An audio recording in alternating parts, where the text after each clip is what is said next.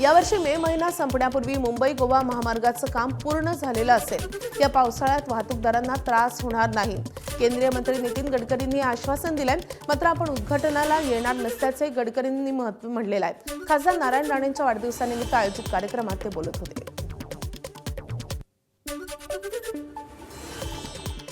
या वर्षी मे महिना समाप्त होण्याच्या आधी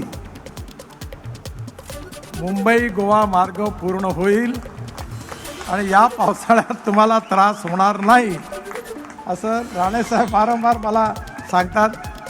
आणि त्याचप्रमाणे कोल्हापूर टू रत्नागिरी हा 90% रस्ता पूर्ण झालेला आहे।